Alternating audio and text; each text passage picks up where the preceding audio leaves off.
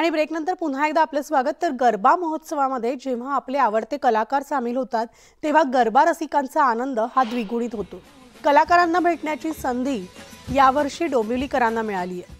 खासदार doctor Shrikant Shinde foundation तर्फे आयोजित केलेल्या रासरंग 2023 या कार्यक्रमाला पहिल्या दिवसापासून अनेक सेलिब्रिटींनी भेट दिली आहे। तर बॉलिवूडचा बॅडमॅन गुलशन ग्रोवर आणि राष्ट्रीय पुरस्कार विजेता अभिनेता राजकुमार राव पत्नी पत्रलेखा सोबत या कार्यक्रमाला उपस्थित होता।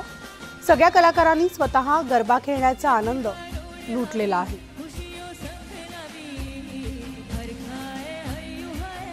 डोंबिवलीच्या रासरंग 2023 या कार्यक्रमाला अनेक कलाकार भेट देत असतात। आपल्या सोबत सुद्धा बॉलिवूड कलाकार आहेत, आपण त्यांच्याशी चर्चा करणार आहोत। आपल्या सोबत गुलशन ग्रोवरजी, राजकुमार राव आणि त्यांची पत्नी पत्रलेखा आहेत। गुलशनजी, सगळ्या महाराष्ट्रात नवरात्राचं अतिशय उत्साहाचं वातावरण आहे, तुम्हाला कसं वाटतं इथे आल्यानंतर? सभी को नवरात्रों की शुभकामनाएं। मैं भी बहुत हैप्पी हूँ, बहुत एक्साइटेड हूँ और मैं कहना चाहता हूं कि डॉक्टर श्रीकांत शिंदे फाउंडेशन जो इतना सुंदर हेल्थ के एरिया में दूसरे एरियाज में काम कर रही है, उसके लिए उनको ढेरों बधाई, शुभकामनाएं। And as you can see we are very excited looking at the affection and love that we got from the people just now on the stage. बहुत एंजॉय करता हूँ, मैंने फिल्म्स में भी गरबा किया है और बहुत ही एक अच्छी एनर्जी है अंदर। आई थिंक कंग्रेचुलेशन, बधाइयाँ टू श्रीकांत सर और उनकी फाउंडेशन को भी, जो वैसे भी इतना अच्छा काम कर रहे हैं हेल्थ केयर में। उसके अलावा इतना अच्छा एक इवेंट ऑर्गेनाइज करना नवरात्रि के दौरान, सब लोग को लेकर आना, और हमें भी एज एक्टर्स कि हम बहुत कम होता है कि हम बाहर निकल पाते हैं कि कल्याण डोंबिवली यहाँ पे आके लोगों से मिलना। It was just amazing to see the energy and everyone, to meet everyone. तुमची पत्नी सुद्धा आहे पत्रलेखाजी, तुम्ही आत्ताच वैष्णोदेवीचं दर्शन घेऊन आलात। एकंदरीत नवरात्राच्या या सगळ्या वातावरणाबद्दल काय सांगाल? बहुत अच्छा लगा, बहुत अच्छी एनर्जी है, सब लोग कितने मजे कर रहे हैं। Shrikant sir, thank you for calling. Celebrities आहे ना, मला वाटतं खूप मोठी गोष्ट आहे। गुलशन ग्रोवर जे आज कित्येक वर्षापासून, लहान मुलापासून मला वाटतं आज जो ज्येष्ठ नागरिक पण असेल तो त्यांचा फॅन असेल। राजकुमार राव जे आहेत ते नवीन पिढीचे हिरो आहेत, या ठिकाणी नवीन युवा पिढी जी आहे ते त्यांच्या बरोबर त्यांना एक आयडॉल म्हणून मानते आणि त्यांचे पिक्चर्स वगैरे या सगळ्या गोष्टींमधून काय काय शिकत असते। आणि आज त्यांना समोर बघून मला वाटतं लोकांमध्येही एक एक्साइटमेंट असतं। आणि डोंबिवलीमध्ये येणं एवढ्या लांबून, बघा ते तिरुपतीवरून आले, गोरेगावमधून आले, मला वाटतं त्यांचाही खूप खूप या ठिकाणी मी डोंबिवलीकरांच्या वतीने धन्यवाद व्यक्त करतो की आज डोंबिवलीकरांना भेटण्यासाठी खास वेळ काढून ते या ठिकाणी आले। त्यामुळे गुलशन ग्रोवर यांचं जजंतरम ममंतरम मधलं कॅरेक्टर असो किंवा मग कायपोचे मधला राजकुमार राव असो, असे सगळे अष्टपैलू व्यक्तिमत्व, असे कलाकार डोंबिवलीमध्ये खास गरब्यासाठी या रासरंग 2023 या कार्यक्रमाला भेट देतात। व्हिडिओ जर्नलिस्ट रमेश भट सोबत रुचा कानोलकर, न्यूज 18 लोकमत, डोंबिवली। तर आपण पाहिलं डोंबिवलीच्या रासरंग गरब्याची ही झलक। तर मुंबईमध्ये अनेक विविध गरबा महोत्सव सुरू आहे आणि त्या ठिकाणी सगळ्या कलाकारांची उपस्थिती आपल्याला दिसतेय। आणि या सगळ्या गरब्याचं जे चित्रण आहे किंवा या गरब्यामध्ये तुम्ही सुद्धा सामील होऊ शकता न्यूज 18 लोकमतच्या माध्यमातून। आणि आमच्या वेबसाईटवर आम्ही ते सगळे तुम्हाला तिथली झलक जी आहे ती दाखवतोय आणि त्यासाठी लॉग इन करायला विसरू नका। शिवाय आमचं फेसबुक, यूट्यूब आणि ट्विटरला फॉलो आणि सबस्क्राईब सुद्धा करायला विसरू नका। यानंतर आपण पाहणार आहोत 10 सेकंदात 10 बातम्या। 10 सेकंद 10 बातम्या, प्रायोजक धानुकाचं किरारी।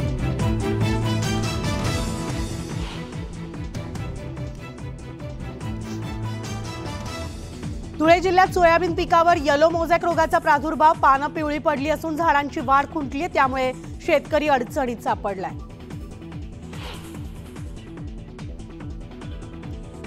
भुसावळ तालुक्यामधील हातनूर धरण 100% भरले, त्यामुळे आता वर्षभरासाठी भुसावळकरांचा पाणी प्रश्न आणि सिंचनाचा प्रश्न सुटलेला आहे।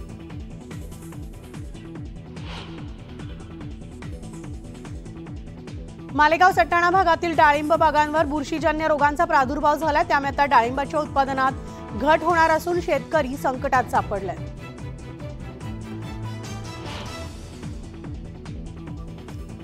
तुळजाभवानीच्या कोजागिरी पौर्णिमा उत्सवानिमित्तानं 26 ते 29 ऑक्टोबर दरम्यान सोलापूर तुळजापूर महामार्ग बंद राहणार आहे। तर भाविकांची गैरसोय होऊ नये म्हणून मार्गावरील वाहतूक बंद करण्याचा निर्णय प्रशासनानं घेतलाय।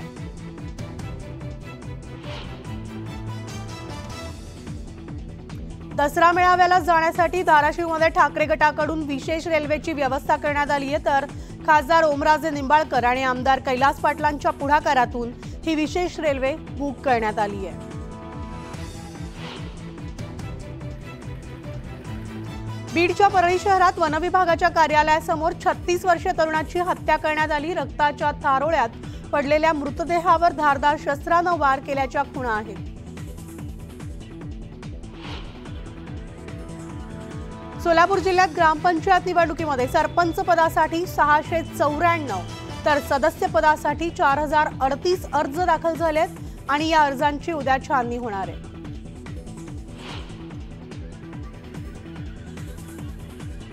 शिक्षण मंत्री दीपक केसरकर यांनी माहूर गडावरील रेणुकादेवीचं दर्शन घेतलं असून यावेळी केसरकरांनी देवीची विधिवत पूजा करून आरती सुद्धा केली।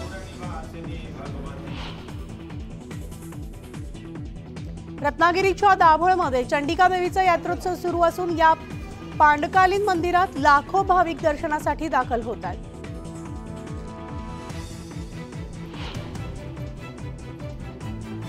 कोल्हापूरच्या महालक्ष्मीचं उपपीठ अशी ओळख असलेल्या उमरस येथील महालक्ष्मीचा नवरात्रोत्सव सुरू आहे, तर मंदिराचा गाभारा संपूर्णतः चांदीचा असून देवीला सुद्धा चांदीच्या अलंकारांनी सजवण्यात आलंय।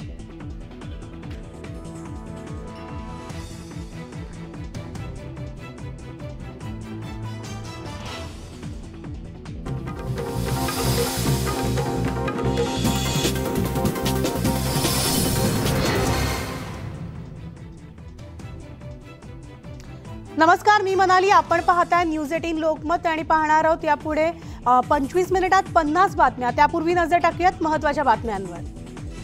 महत्त्वाच्या बातम्या। प्रायोजक Amrut Noni pain relief spray.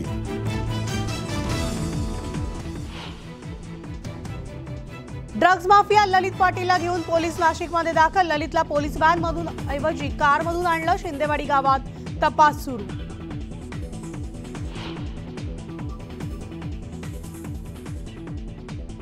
Shiv Sena पक्ष आणि चिन्हाबाबतची सुनावणी पुन्हा लांबणीवर, तर ठाकरे गटाच्या याचिकेवर 20 नोव्हेंबरला होणार सुनावणी।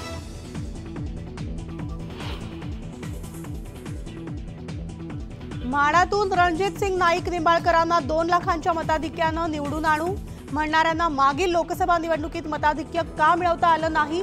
धैर्यशील मोहिते पाटलांचा बबन शिंदे संजय शिंदेंवर निशाणा।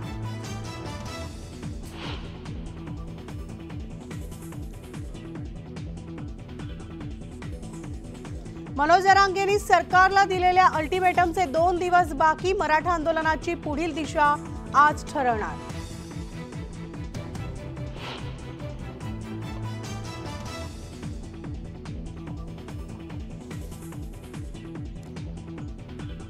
गोपीचंद पडळकरांचा धनगर आरक्षणासाठी पुन्हा हुंकार। सांगलीच्या आरेवाडीत दुपारी धनगर समाजाचा मेळावा।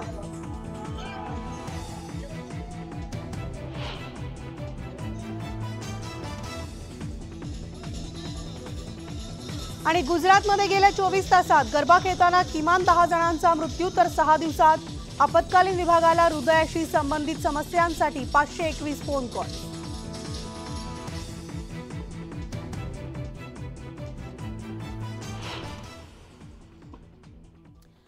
आणि आता आपण पाहणार आहोत राज्यातल्या महत्त्वाच्या बातम्या वेगवान स्वरूपात। पाहूयात 25 मिनिटांमध्ये 50 बातम्या। भुसावळ तालुक्यामधल्या हतनूर धरण जे आहे ते आता 100% भरलेलं आहे। त्यामुळे धरणाचे 2 दरवाजे उघडण्यात आलेत आणि तापी नदीमध्ये पाण्याचा विसर्ग सुरू आहे। त्यामुळे नक्कीच भुसावळकरांचा पाणी प्रश्न आणि सिंचनाचा प्रश्न आता सुटलेला आहे। मालेगाव आणि सटाणा भागातील डाळिंब बागांवर बुरशीजन्य रोगाचा प्रादुर्भाव झालाय, तर पावसाअभावी खरीप पिकाच्या उत्पादनात घट झाली आहे। त्यातच आता डाळिंबाच्या उत्पादनात घट होणार असून शेतकरी संकटात सापडले। सोलापूर जिल्ह्यामध्ये ग्रामपंचायत निवडणुकीमध्ये सरपंच पदासाठी 694 तर सदस्य पदासाठी 4038 अर्ज दाखल झालेत आणि या अर्जाची उद्या छाननी होणार आहे। तर 25 ऑक्टोबरला चिन्हाचं वाटप होणार असून 5 नोव्हेंबरला निवडणूक पार पडणार आहे। सोलापूर जिल्ह्यामधील शिवसेना उभाटा गटाचे जिल्हा सहसंपर्क प्रमुख साईनाथ हंबंगराव यांनी आपल्या पदाचा राजीनामा दिलाय। पक्षात चालले तरी काय असं म्हणत त्यांनी उद्धव ठाकरेंना सवाल उपस्थित केलाय। उपनेतेपदाच्या निवडीवरून त्यांनी नाराजी सुद्धा व्यक्त केली आहे. ड्रग्ज माफिया ललित पाटीलला बंगळुरूमधून अटक करण्यात आली होती, तर उद्या त्याची पोलीस कोठडी संपते. मात्र त्यापूर्वीच पोलीस त्याला आज अचानक नाशिकमध्ये घेऊन गेले आणि व्हॅनमधून नाही तर कारमधून पोलीस त्याला नाशिकच्या शिंदेवाडीत घेऊन गेले होते. ज्या गावात ललित पाटील ड्रग्ज तयार करायचा त्या ठिकाणी त्याला आणण्यात आलंय आणि या ड्रग्ज प्रकरणामध्ये माहिती मिळवण्यासाठी पोलीस त्याला घेऊन आले होते असं सांगितलं जातंय. शिक्षण मंत्री दीपक केसरकर यांनी माहूर गडावरील रेणुका देवीचं दर्शन घेतलं. यावेळी केसरकरांनी देवीची विधिवत पूजा करून आरती सुद्धा केली आहे.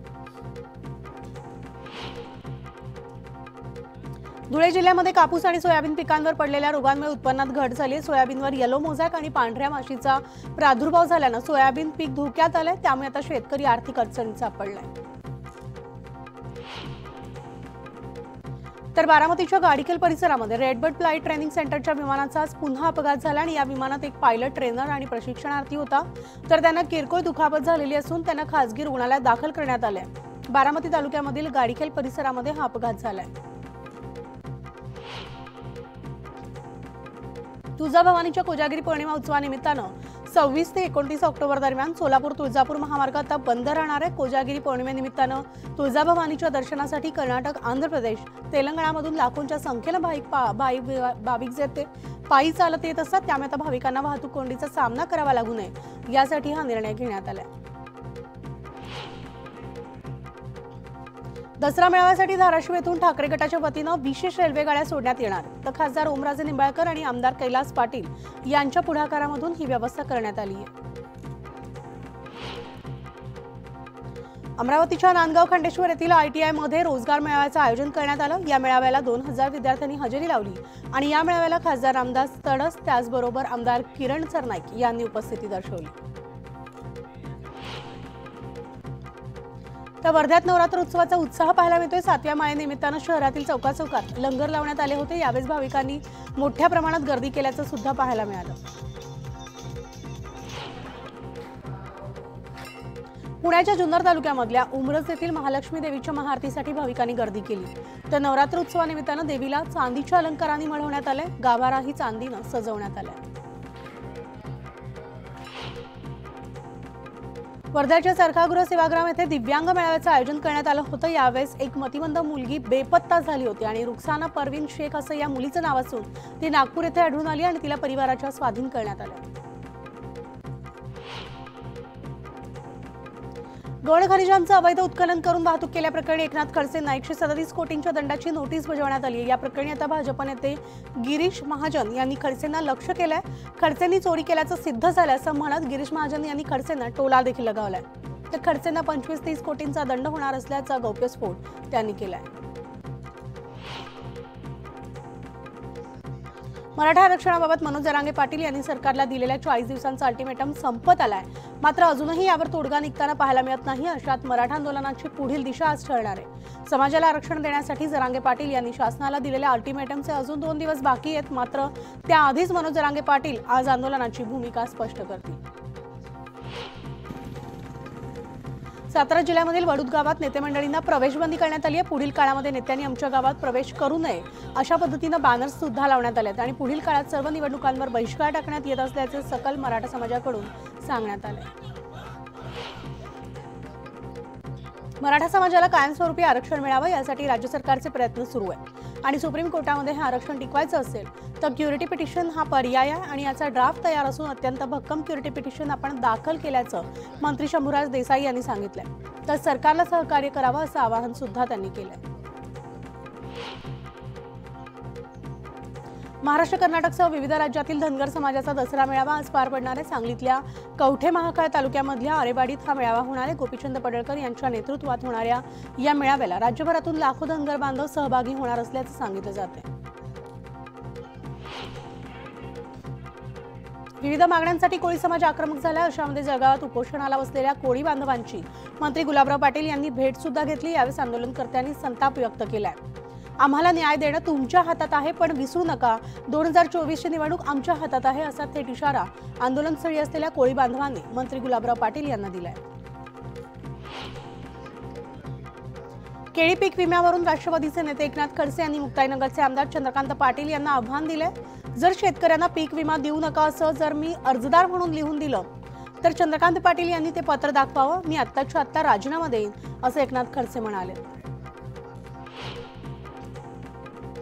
साई समाधी शताब्दी महोत्सवानंतर पंतप्रधान नरेंद्र मोदी पुन्हा एकदा 26 ऑक्टोबरला शिर्डी दौऱ्यावर येणार आहेत. तर साईबाबा मंदिराच्या दर्शन रांगेच्या उद्घाटनासह विविध कार्यक्रम यावेळी पार पडणार आहेत आणि मोदींच्या या दौऱ्याच्या पार्श्वभूमीवर महसूल मंत्री राधाकृष्ण विखे पाटील गावोगावी नियोजन बैठका घेत आहेत. वर्धा जिल्ह्यामध्ये 33 ग्रामपंचायतीमध्ये पोटनिवडणूक होत असून 29 ग्रामपंचायतीमध्ये सार्वत्रिक निवडणुका होत आहेत. सार्वत्रिक निवडणुकीमध्ये सरपंच पदासाठी 104 तर सदस्य पदासाठी 478 नामांकन अर्ज दाखल करण्यात आले. बोदवड तालुक्यामधल्या जलचक्र बुद्रुक ग्रामपंचायतीचे शरद पवार गटाचे सदस्य बिनविरोध विजयी झालेत आणि त्यानंतर एकनाथ खडसे यांनी विजयी उमेदवारांना शाल देऊन त्यांचा सत्कार केला. मावळ परिसरामध्ये भात कापणीला आता वेग आला. अशातच आता मावळ परिसरात मुसळधार पाऊस कोसळल्यानं बळीराजा चिंतेत सापडला आणि दुसरीकडे नवरात्रोत्सवानिमित्तानं मंदिरामध्ये दर्शनासाठी आलेल्या भाविकांची तारांबळ उडाली आहे. पवना धरण परिसरामधील नवरात्र उत्सव मंडळांनी नवरात्र उत्सवाच्या सजावटीतून पवना येथील बंद जलवाहिनी प्रकल्प रद्द करण्याचं आवाहन मुख्यमंत्र्यांना केले. पवना बंदिस्त जलवाहिनीला 12 वर्ष पूर्ण होऊन गेले तरी देखील हा प्रकल्प अजून रद्द झाला नाही आणि त्यामुळेच आता ही मागणी सरकारपर्यंत पोहोचवण्यासाठी मंडळांनी तसा देखावा साकारलाय. टोमॅटोच्या भावात सुरू असलेली घसरण काही केल्या थांबत नाहीये. नाशिक जिल्ह्यातील बहुतांश बाजार समित्यांमध्ये टोमॅटोच्या 20 किलोच्या एका कॅरेटला 20 ते 30 रुपये इतकाच भाव मिळतोय आणि सध्या मिळत असलेल्या भावात टोमॅटो तोडणीला लागणारा खर्च सुद्धा निघणार नसल्यानं शेतकरी हवालदिल झालाय. रत्नागिरी जिल्ह्यामध्ये काही ठिकाणी परतीच्या पावसानं हजेरी लावल्यामुळे भात पिकाची नासाडी झाली. त्यामुळे आता कापणीला आलेलं भात पीक वाचवण्यासाठी शेतकऱ्यांनी भात कापणीला सुरुवात केली आहे. रत्नागिरी जिल्ह्यात भात शेतीप्रमाणेच नाचणी शेती चांगलीच बहरली आहे. मात्र आता नाचणीला बाजारात दर मिळत नसल्यानं शेतकरी चिंतेत आहे. नाचणीचा आहारामधील महत्त्व वाढत असलं तरी देखील योग्य दर मिळत नसल्यानं शेतकरी हवालदिल झालाय. मावळमध्ये भात कापणीला आता वेग आलेला असताना वडेश्वर गावातील भाताच्या शेतात बिबट्याचा वावर असल्याचं समजतंय. टाटा धरणाच्या बँक वॉरंटला असणाऱ्या भाताच्या शेतात बिबट्या फिरत असल्यामुळे ग्रामस्थ आणि शेतकऱ्यांमध्ये भीतीचं वातावरण निर्माण झालंय. तर वन विभागानं या बिबट्याचा बंदोबस्त करावा अशी मागणी ग्रामस्थ करतात. बोदवडमध्ये शेतामधील कापसाचं पीक माथे फिरून उपटून फेकल्याचा प्रकार समोर आलाय. शेतकरी अनंता वाघ याचं मोठं नुकसान झालेलं असून माथेफिरू विरोधात त्यांनी पोलिसांमध्ये तक्रार दाखल केली. तसंच नुकसान भरपाईची शासनाकडे मागणी सुद्धा केली आहे. घाटीमधील सुपर स्पेशालिटी रुग्णालयामध्ये अखेर 10 परिचारिकांची नियुक्ती करण्यात आली आहे. तर या परिचारिका सोमवारपासून सुपर स्पेशालिटी रुग्णालयात कामकाज सुरू करणार आहेत. त्यामुळे आता कॅथलॅब सुरू होऊन घाटीत अँजिओप्लास्टी सुरू होण्याचा मार्ग मोकळा झालाय. वर्ध्यामधल्या डॉक्टर बाबासाहेब आंबेडकर चौकात असणारं जलसंपदा विभागाचं कार्यालय उकिरडा बनलंय. तर कार्यालयाच्या आवारात दारूच्या रिकाम्या बाटल्यांचा खच दिसून आलाय. याआधी याच कार्यालयात असाच प्रकार उघडकीस आला होता आणि पुन्हा हा प्रकार उघडकीस आल्यानं प्रशासन नेमकं काय करतंय हे आता सगळ्यांचं तिकडे लक्ष लागलंय. नाशिक ड्रग्ज प्रकरणामध्ये पोलीस महानिरीक्षक बीजी शेखर पाटील यांचाही सहभाग असल्याचा आरोप धुळे शहराचे एमआयएमचे आमदार फारुख शहा यांनी केला आणि बीजी शेखर पाटील यांचा यात सहभाग असल्याच्या तक्रारी आपणास प्राप्त झाल्याचं ते म्हणाले. त्यामुळे आता बीजी शेखर पाटील यांची चौकशी करण्याची मागणी गृहमंत्री देवेंद्र फडणवीस यांच्याकडे करणार असल्याचं आमदार शहा यांनी स्पष्ट केलंय. तर भंडाऱ्याच्या तुमसर रोड रेल्वे स्थानकामध्ये फुकट्या प्रवाशांवर तसंच रेल्वे लाईन ओलांडणाऱ्या प्रवाशांवर कारवाईचा बडगा उगारण्यात आलाय. यावेळी 38 प्रवाशांकडून 12,600 रुपयांचा दंड वसूल करण्यात आलाय. आणि या बातम्यांच्या बुलेटिनमध्ये एक छोटासा ब्रेक घेऊन लगेचच परत येतो. इतरही बातम्या पाहणार आहोत तेव्हा पाहत राहा न्यूज 18 लोकमत.